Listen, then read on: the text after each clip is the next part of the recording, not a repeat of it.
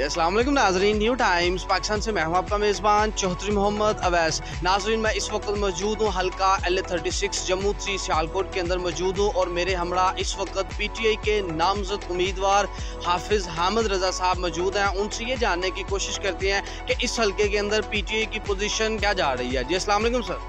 वालेकुम सलाम वरहमतुल्लाहि वबरकातुहू। जी सर, कैसे हैं आप? ठीक हैं? मैं बिल्कुल अल्लाह के फज़ल करम से ठीक हूँ। सर, आप मुझे ये बताएं कि 2018 का जनरल इलेक्शन देखा जाए तो लोगों ने तब्दीली के नाम पे वोट कास्ट किया था।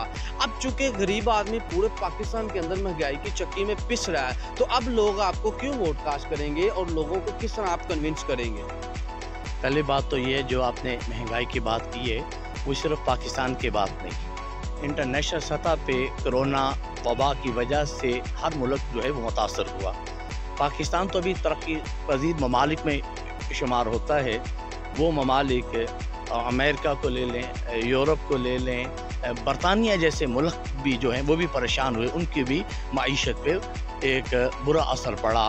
तो खान साहब का तो ये फोकस था कि इस महंगाई को हर लिहाज से कंट्रोल किया जाए और मुझे उम्मीद है इंशाअल्लाह अल्लाह के फजल करम से ये महंगाई पे कंट्रोल भी पाया जाएगा और गरीब को पूरा रिलीफ दिया जाएगा। मकबूजा कश्मीर के बारे में आपकी पार्टी की क्या पॉलिसी है? मकबूजा कश्मीर के हवाले से जो खान साहब की वो तकरीर जो उन्होंने मुजफ्फराबाद में कश्मीरियों से जो वादा किया था, और यकीनन तमाम हुर्रियत कॉन्फ्रेंस हो, मुख्तलिफ चंद जमातों को छोड़ के अक्सरियत ने जो है उस तकरीर के हवाले से अपने जो तासरात जो है पेश किए थे वो भी आज रिकॉर्ड का हिस्सा हैं।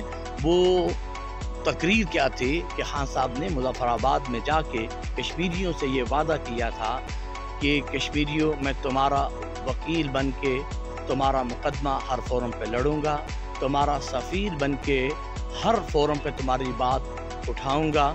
और इस बात को उन्होंने सच साबित किया। वो OIC का प्लेटफार्म हो, वो यूनाइटेड नेशन का प्लेटफार्म हो, खान साहब ने हमेशा कश्मीरी की तर्जमानी की और कश्मीरी क़यादत जो है उन पे एतमाद करती है और उसी एतमाद का ये नतीजा है कि आज इलेक्शन में जो फ़ज़ा है वो PTI के हक़ में है। सर, आप अपने टन्योर में आप आज़ाद जम्मू कश्मीर के मिनिस्टर भी रह चुके हैं, तो बतौर मिनिस्टर आपने कौन से काम सर अंजाम दिए हैं और अपने हल्के की आवाम को जीतने के बाद आपने क्या रिलीफ दिया था अपने टन्योर में? मेरे पास मुख्तलिफ वजारतों के पोर्टफोलियो रहे।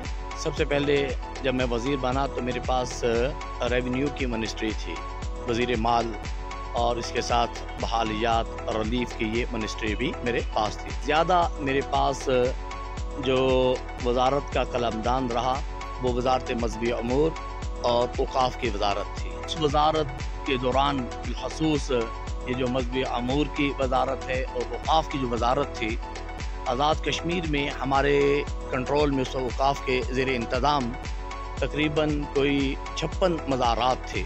उनमें से सबसे बड़ा मेगा प्रोजेक्ट जो हज़रत पीरा शाह गाज़ी रहमतुल्लाह अलैह और रूमी कश्मीर हज़रत मियां मोहम्मद बख्श साहब रहमतुल्लाह अलैह के जो मज़ारात के ऊपर जो अजीम तमीरात हुई, 22 करोड़ का ये प्रोजेक्ट था, आज भी वो देखने से ताल्लुक़ रखता है। जिन्होंने पहले इस तमीरात से पहले वो माहौल देखा था वो आसानी के साथ ये अंदाज़ा लगा सकते हैं कि ये आज़ाद कश्मीर में एक इनकलाबी कदम था। और ये अल्हम्दुलिल्लाह इसके साथ साथ फिर हर मज़ार के ऊपर मसाजिद हों या लंगर खाने हों, ज़ायरीन को सहूलतें फ़राहम करने के लिए हमने बहुत सी तमीरात करवाईं और बहुत से लोगों को वो सहूलतें फ़राहम की कि जिनसे ज़ायरीन को। सर, ये सारी फैसिलिटीज़ वो हैं जो आप गिनवा रहे हैं जो आज़ाद कश्मीर के अंदर जो आपने वहाँ की पब्लिक को जो फैसिलिटेट किया था, लेकिन आप हल्का LA36 जो है वो सियालकोट से बिलोंग करता है। आप ये बताएं कि सियालकोट की आवाम को आपने क्या रिलीफ दिया?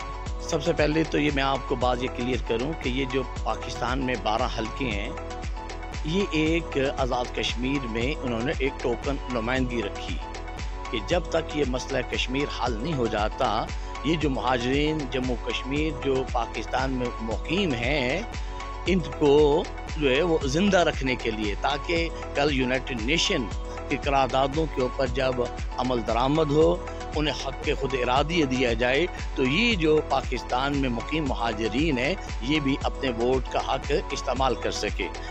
دوسری بات یہ ہے کہ میں شکر گزار ہوں اپنی اس کشمیری قیادت کا کہ انہوں نے آزاد کشمیر میں یہ جو پاکستان کے مقیم مہاجرین ہیں ان کو ہر لحاظ سے اکوموڈیٹ کرنے کی کوشش کی۔ سب سے بڑی بات یہ ہے کہ انہوں نے آزاد کشمیر میں مہاجرین کے لیے 25% کوٹا رکھا اور اس میں اب 19% رہ گیا۔ وہ جو کوٹا کاٹا گیا وہ بھی کسی اور کو نہیں، وہ بھی وہ لوگ جو دوبارہ ہجرت کر کے تشریف لائے ان کے لیے انہوں نے وہ کوٹا مختص کیا۔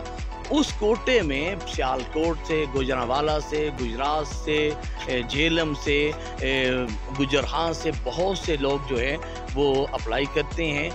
بہت سے لوگ سیالکوٹ کے جو ہیں پولیس میں ملازمت اختیار کرتے ہیں، بہت سے لوگ دیگر محکموں میں، ایجوکیشن میں، ہیلتھ میں، اوقاف میں، بہت سے لوگ جو ہیں وہ سیالکوٹ سے اور گرد و نواح سے آج بھی وہاں ملازمت کرتے ہوئے آپ کو نظر آئیں گے۔ سر آپ مجھے بتائیں کہ آپ کا جو مین مد مقابلہ اس وقت ہیں چودھری اسحاق جو اس وقت کرنٹ منسٹر بھی ہیں، تو کیا خیال ہے آپ کا کہ آپ کتنے ووٹس کی لیڈ سے ان سے یہ الیکشن جیتتے ہوئے نظر آ رہے ہیں جبکہ وہ اس وقت کرنٹ منسٹر ہیں؟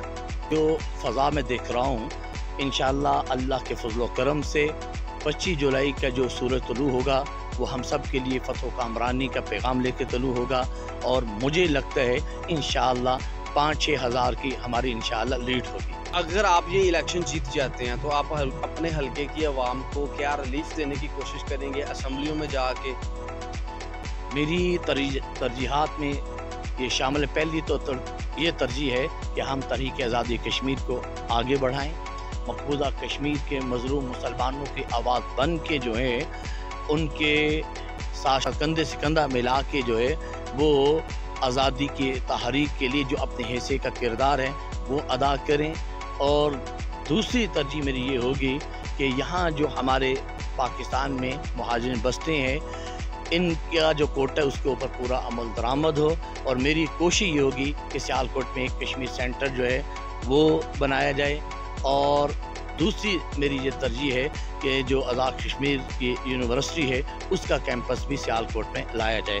سر آخر میں آپ اپنے ووٹران کو، اپنے چاہنے والوں کو، اپنے حلقے کی عوام کو کوئی پیغام دینا چاہیں؟ میری تمام کشمیری مہاجرین سے یہ گزارش ہے کہ آپ 25 جولائی بروز اتوار کو اپنے گھروں سے نکلیں اور بیٹ پر مہر لگائیں اور ناچیز کو بھی عزت دیں، اپنی عزت میں بھی اضافہ فرمائیں، اور میں آپ سے وعدہ کرتا ہوں کہ میں آپ کے حقوق کا تحفظ کروں گا، آپ کے ساتھ کندھے سے کندھا ملا کے چلوں گا۔ پہلے بھی ہم آپ کی خدمت کرتے رہے، میرے برادر مکرم صاحبزادہ حافظ محمد رضا صاحب بھی MLA رہے، پارلیمانی سیکرٹری رہے 2001 سے لے کر 2006 تک، میں بھی MLA اور پھر کابینہ کا ممبر بنا، پھر 2006 سے لے کے 2011 تک پھر میں MLA رہا اور کابینہ کا ممبر بنا۔ تو مجھے آپ سے پوری توقع ہے کہ آپ یہاں اتنا بتانے کی بھی ضرورت نہیں ہے، آپ مجھے جانتے ہیں، انشاءاللہ جو ہم سے ممکن ہو سکا ہم آپ کی ہر لحاظ سے خدمت کریں گے۔ اللہ تعالیٰ آپ کا حامی و ناصر ہو اور آپ کو پیش کی عید مبارک، اور اللہ تعالیٰ اس عید الاضحیٰ کی برکتیں، رحمتیں بھی ہم سب کو، امت مسلمہ کو عطا فرمائے۔ اللہ تعالیٰ دین دنیا کی بہاریں آپ کو عطا فرمائے۔ جی ناظرین، یہ تھے LA36 جموں 3 سیالکوٹ کے PTA کے نامزد امیدوار حافظ حامد رضا صاحب تھے۔ اسی کے ساتھ ہی نیو ٹائمز پاکستان کی سکرین سے اپنے میزبان چوہدری محمد اویس کو اجازت دیجیے۔ اللہ حافظ۔